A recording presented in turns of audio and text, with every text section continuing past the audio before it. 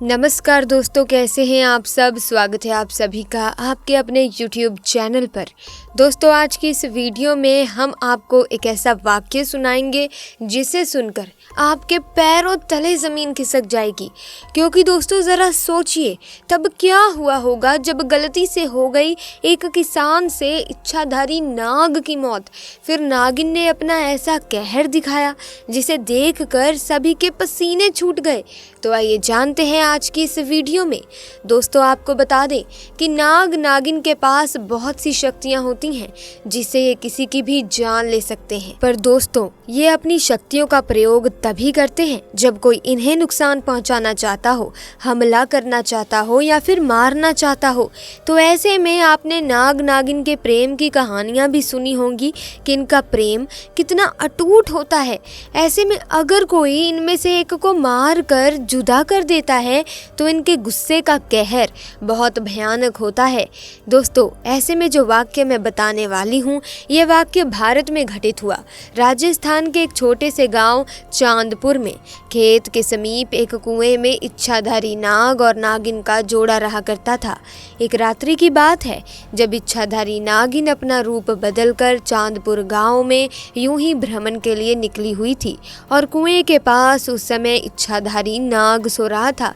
उस समय वहां बहुत अंधेरा था। महेश और सतीश नाम के दो किसान अपने खेत का सारा काम निपटाकर उसी कुएं के पास से गुजर रहे थे।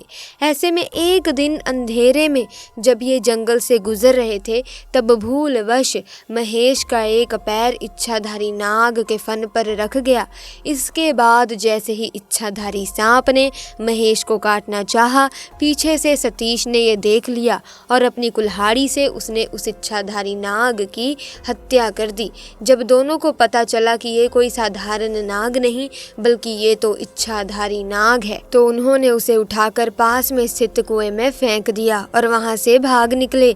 उधर जब इच्छाधारी नागिन कुएं के पास लौटकर आई तो अपने मृत नाग को कुएं में देखकर वो बेसुध हो गई।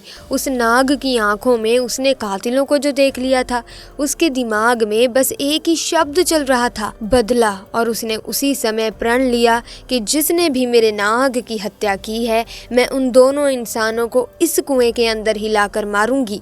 ऐसे में उसने बहुत सालों तक उसी कुएं में रहकर अपने नाग के कातिलों का इंतजार किया। परंतु महेश और सतीश ने उस घटना के बाद से उस स्थान से निकलना ही बंद कर दिया। परंतु इच्छाधारी नागिन अपने नाग की हत्या का बदला लेने के लिए बहुत ही ज्यादा तड़प रही थी। उसके सब्र का बांध अब टूट चुका था और उसने निश्चय किया कि अब मैं गांव में जाकर ही उन दोनों हथियारों से बदला लूंगी।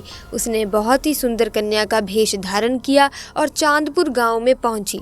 पूरे गांव में उसने नाग की आंखों में देखे कातिलों को ढूंढना चाहा, पर वो कहीं नहीं मिले। परंतु रात्रि के समय महेश और सतीश पुणे खेत से काम करके वापस लौट रहे थे, तभी उनकी नज़र इच्छाधारी नागिन पर पड़ गई। उस समय उसने बहुत ही सुंदर कन्या का रूप धारण कर रखा था और वो अपनी सुंदरता से महेश और सतीश को लुभाने लगी। वो दोनों उसकी सुंदरता पर मोहित हो चुके थे। ऐसे में उस लड़की ने कहा, आओ मैं तुम्हें स्वर्ग की सैर कराती हूँ।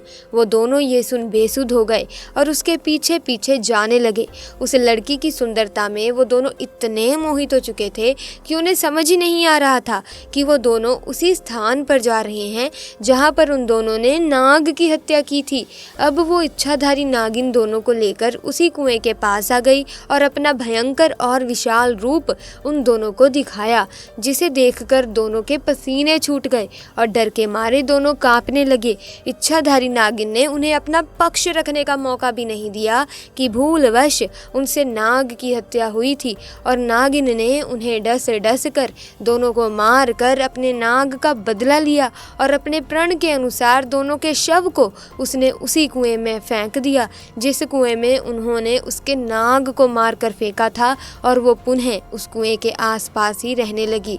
दोस्तों, आप भी इस बात का ध्यान रखिएगा कि किसी भी प्रकार से आप जाने अनजाने में किसी भी नाग नागिन को चोट ना पहुंचाएं, क्योंकि हमारी एक गलती हमारे ऊपर बहुत भारी पड़ सकती है। नाग हो या नागिन, ये सब महादेव के गहने हैं। हमारा कार्य है कि हम महादेव की भक्ति करते हैं, उन्हीं के साथ हमें इनकी पूजा करनी चाहिए, ना कि इन्हें चोट पहुंचानी चाहिए। क्योंकि दोस्तों वास्तुशास्त्र के अनुसार, धार्मिक मान्यताओं के अनुसार अगर आप किसी नाग नागिन को चोट पहुंचाते हैं या फिर मारते हैं तो दोस्तों इससे आपकी कुंडली में काल सर्प नामक योग बन जाएगा, जिसकी वजह से आपको किसी भी कार्य में सफलता हासिल नहीं हो पाएगी। तो ऐसे में इन्हें मारे ना, बल्कि इनकी पूजा करें। तो दोस्तों महादेव के भक्त कमेंट सेक्शन में हर हर महादेव, ओम नमः शिवाय जरूर लिखें। साथ ही वीडियो को लाइक करें, शेयर करें और चैनल को सब्सक्राइब करके बेल आइकन को प्रेस कीजिए ताकि आने वाली नई वीडियोस की अपडेट आपको मिलती रहे। आपका बहुत बहुत धन्यवाद।